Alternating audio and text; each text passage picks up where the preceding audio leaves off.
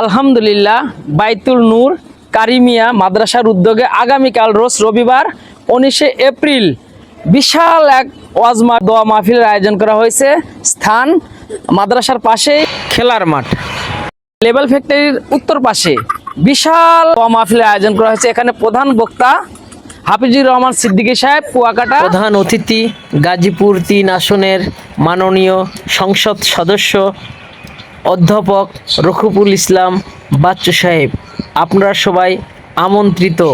স্থান সিরিজচালা লেবেল ফ্যাক্টরির উত্তর পাশে খেলার মাঠ, গাজীপুর সদর, গাজীপুর। আগামীকাল আসলে মাইকের ব্যবস্থাই তো করা হয়েছে কতটি, 35টা মাইকের ব্যবস্থা করেছে। আমার মনে হয় গাজীপুরে এই বড় ওয়াজ ও দোয়া মাহফিলের এটাই আমার মনে হয় রেকর্ড হয়ে যাবে।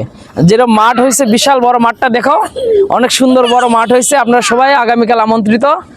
প্রধান বক্তা হাফিজুর রহমান সিদ্দিকী কুয়াকাটা, যার ওয়াজ শোনার জন্য সবাই অধীর চাতক পাখির মতো চেয়ে থাকে, সেই হাফিজুর রহমান সিদ্দিকী সাহেব আমাদের গাজীপুরে সিরিজচালা আসতেছে। আপনারা সবাই আমন্ত্রিত। আল্লাহ হাফেজ।